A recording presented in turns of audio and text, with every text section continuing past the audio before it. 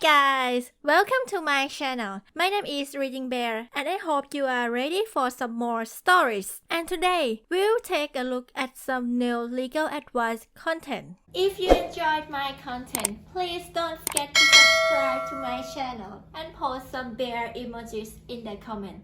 And now, let's dive right into the stories. First one is titled, Florida Neighbors/Tenants Cutting Down My Magnolia Trees Without Consent. I inherited this house and surrounding property from my great-grandparents when they passed away. This includes 2 rental properties, which my great-grandfather had been renting out for years to 2 families. Relations between the 3 families had always been cordial, even when my great-grandparents passed a few years ago, and I became the new landlord. Though the dads of both families are only a little younger than my grandfather, and I get the impression from our interactions, they chafe a little bit that their new landlord is a woman in her late 20s. But I figured everything is fine because I've never raised the rent beyond what my great-grandfather set it at, and I always have professionals over to deal with any issues on the homes within 24 hours of receiving a call from them. About 3 years ago, a local kid was messing around in my magnolia trees and broke his leg. My homeowner's insurance paid the settlement to the kid's family, but just to be on the safe side, I had a surveyor come out and mark the property line for my lot. They also used the word plat, but I'll be honest, this isn't my area of expertise. VS the lots of the 2 rental houses, and then had a contractor come out and put a white PVC fence at the property line, just to ward off a repeat incident. Like some kind of fairy tale, the kids of the families that rent from me fell in love and have decided to get married. They wanted to have a block party, and the bride's father asked if I'd be okay with them decorating on my property as well, since it's part of the block. I admit I took decorating to mean things like hanging lights or other traditional wedding decorations, so I gave my consent.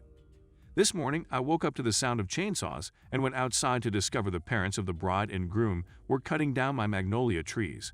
Each tree is about 80 years old.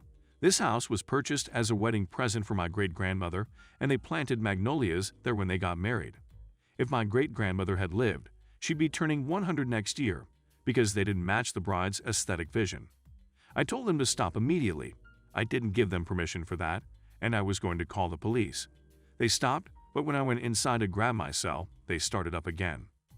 When I confronted them, I was basically told that since they're my tenants, I'd just be suing myself, so I could suck it up, buttercup.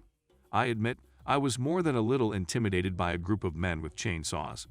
I went back in my house while they continued cutting and called the police, who came out and told them to stop and gave them tickets, but they started up again once the police were gone. I called the police again, and they haven't come back out yet.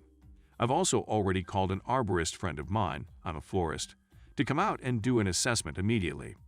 I called my insurance company as well, and they're going to have someone call me back. But while I'm waiting, I thought I would ask here, can I sue them? Or am I, as their landlord, liable for their actions against me? Needless to say, no one is getting their lease renewed, even though they've lived here for decades. Sorry if this is rambly. The trees hold a lot of sentimental value to my family and I, so this is very emotionally draining. Update. I've received a number of messages begging for an update, but as it's only been a few months, I can only give a partial one due to the ongoing legal issues. My attorneys have advised me not to divulge too much to anyone. 1. The day after my post, I called a good friend of mine who has been my go-to plumber since I inherited the property. We went to high school together, to ask for his help. He went to both houses the next day, saying that I had called him last week since the water bill seemed high, and asked him to come look at the pipes. He went through the houses, surreptitiously taking pictures, while inspecting the bathrooms/kitchens/water boilers, etc. for leaks. Apparently, while he was there, they made a bunch of comments about me that included racial slurs, TLDR, I'm biracial, and do not pass for white, and such about how I need to learn my place. After he'd inspected both houses, he came over to mine and gave me all the photos. 2. I conferred with an attorney regarding evicting them, and 4 days later both families were served with 7-day eviction notices. As expected, they blew up and started throwing rocks at my house, slinging more racial epithets in my direction. I'd always grown up being terrified of angry racist white men twice my size. I never realized how unbelievably pathetic they actually are until I watched them crying like babies while being hauled off by the police on the video cameras. 3. The bride made a very angry post on Facebook, followed up by standing up in church, small town, most of us go to the same church, during prayers and concerns, to beg for prayers for her family because our landlord is evicting all of us because she's jealous that I'm getting married. The pastor, feigning innocence, said I thought she was evicting you all because your father and groom's father cut down my great-grandmother's prize magnolias. Hardest game of you laugh you lose I've ever played, still proud I survived. 4. According to the arborists, yes plural. Though my friend came out and did an assessment, my attorney for the suit over the trees advised selecting someone who isn't so close to me for the paperwork we'll submit to the court, based on the number of trees cut down and the number of trees damaged beyond repair, and how old/well-tended those trees were. The value of the trees alone is more than I could sell all 3 houses for in the current housing market around here. Then the attorney started talking about how the damages are multiplied, and let's just say I would be quite happy with half that number. But I know when to zip my lips, so I'll let my attorneys handle the negotiating. 5. They did, in fact, destroy the houses as best they could. I have enough savings/inheritance left that I can live without the rents for a while, so I'm using it as an excuse to have both houses renovated since they haven't had major renovations since well before I was born. 6. The bride and groom got married and had their reception in the church basement instead of the cul-de-sac. They had to cancel a honeymoon to spend the money on legal fees. Am I a bad person for being amused? 7. Hurricane Michael just gave me some wild thunderstorms, thankfully passed over us with the worst of it. 8. My boyfriend of 7 years proposed, finally, got down. Other than that, you'll have to wait until the eternally slow court systems process through. I do want to take a moment to thank you all for thinking of me and being so helpful with your advice, with what was a terrifying ordeal at the time. I never really stood up to my elders like that before, and it was comforting to know that not only did a gaggle of internet strangers have my back, but there were resources and protections in my community as well. Next one is titled, Louisiana, landlord says I cannot have sex. We'll call the police. Landlord Tenant Housing. I rent a house. The landlord is my neighbor. We share a long driveway, but the houses themselves are fairly far apart, half a mile maybe. This is in a very rural setting, and there are trees covering the views from either house. This is important later. The lease is a year. I'm at 6 months. When I first moved in, I was working more and dating less. About 2 months ago, I started dating more. The lease says I can't have any overnight guests for excessive amounts, listed as over 3 nights a week. I was fine with this, and this is not the issue. I have sex in the house I rent. A lot of it. Sometimes with different men. Sometimes they stay the night, never for more than 3 consecutive days. Sometimes they leave after. My landlord has suddenly decided this is his business. He has begun recording when I have male visitors only. He doesn't care when my mother and sister visit. He showed me his log, and next to it, he has recorded how long they stay, an hour or so, and how many times he has seen that one person. This is just creepy. Oftentimes, when he sees a car enter the driveway, he comes over to see who it is. He has to walk half a mile over to my house. Oftentimes, he will knock on the door. He says to make sure I'm okay and that I am not being hurt. Why would I be being hurt by my guest? I have never complained about it in the past. He has no reason to suspect it. It is often hard to get him to leave. He uses the excuse of needing to do some landscaping to hang around. I have seen him look through the windows while my male visitor is over. He let himself in the other day, and I saw where he looked through my cabinets at the condoms I had stashed in them. He threw some male underwear that got left at my rental house away. I found it in the trash. I confronted him about it, and he just said he found concerning I had so many men over. When I come home late at night, he will come over to make sure I get in the house safe and will question me about where I have been at such a late hour. I don't need that. I am an adult. If I wanted that, I would live with my mother. I have gotten the police called on me while I have been having sex because they say they are getting noise complaints by my landlord, and one time he said he heard someone being attacked and raped, and I had to deal with the police on that.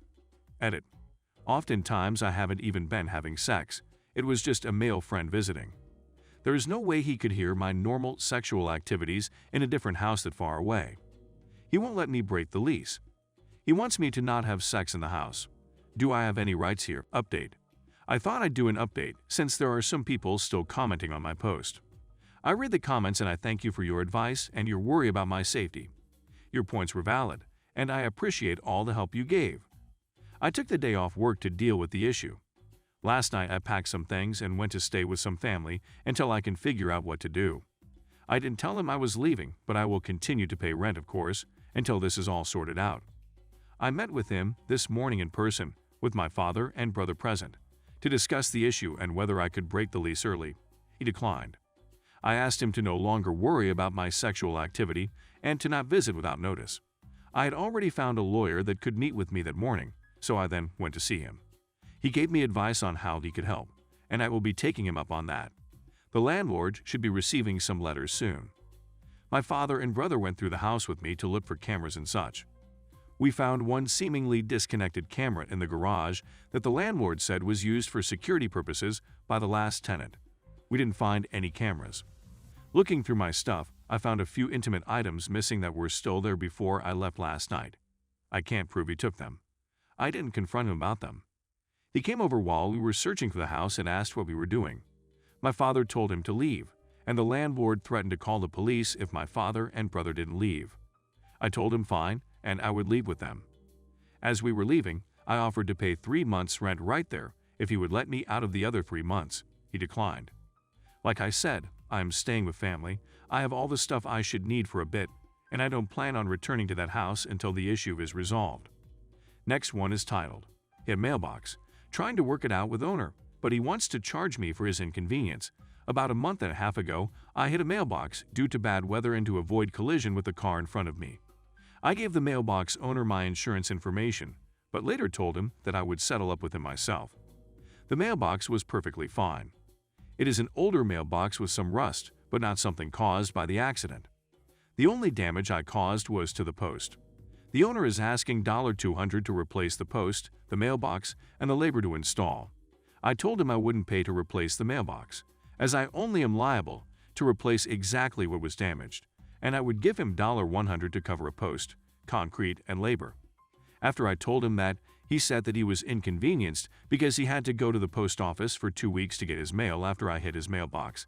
His mailbox was sitting on a snowbank. I guess it's possible the mail delivery person didn't deliver to a mailbox on a snowbank, and he has already spent $50 on a temporary fix. His temporary fix was to put the mailbox on a new post and in a bucket on the ground. Am I also liable to pay for his inconvenience? Would insurance pay for that? I have a voicemail of him saying that it was $50 to get the mailbox on a new post and in a bucket. I can't imagine it will cost much more than $50 to have someone come out and put the mailbox in the ground when the ground warms up some more. I've even offered to come out and install the mailbox myself. He is basically telling me that he wants $200, or we are going through insurance. I am in Wisconsin. Update. The mailbox owner agreed to allow me to reimburse him for the $50 temporary fix, necessary due to extremely cold temperatures and frozen ground, and to allow me to buy the post and install the post with his old mailbox myself. Thanks for everyone's advice. Last one is titled, "Landlord Refuses to Return Security Deposit, Accuses Me of Stealing Illinois." I recently moved out of my previous rental and my previous landlord is refusing to return my deposit on the grounds his refrigerator is missing. He recently sold the house and made concessions to the new owners in the contract to compensate for the missing appliance. Here's where it gets tricky. The refrigerator in question, his appliance, is where it has been since I moved in the covered storage unit in the back of the property. I have confirmed this and have pictures, as well as having talked to the new owners of the property. The refrigerator the new owners thought they were getting was my very new customized fridge, converted to hold a half-barrel keg complete with a tap on the front, not the 1970s abortion that may or may not work that I took out. It states on my lease agreement the basement fridge was, as is, condition, indicating it was at very least problematic. He has stated via text, he won't answer my calls, that my security deposit was a concession he made when he sold the property and thus, I would not be getting it back. He essentially compensated the buyers for me taking my own property with me. At no time was I contacted before the sale of the home to inquire where his property was, which would have been easy enough to answer. I wish to take him to small claims court as I have irrefutable evidence that I did not take his property and demand my security deposit back. The contract and rental property reside in the state of Illinois. He is a California resident. I have read that I may still be able to sue him pro se regardless of where he lives because the rental and contract were both in the state of Illinois. Any help would be appreciated. Security deposit was $1,500. Will I be able to serve him being that small claims court is typically reserved for local issues? ACA, can I force him to come to Illinois? Update. After further research, I found he no longer holds property in Illinois. So even if a small claims court rules in my favor in Illinois, I can't put a lien on his property. What, if anything, can I do to get my security deposit back? Thanks for listening.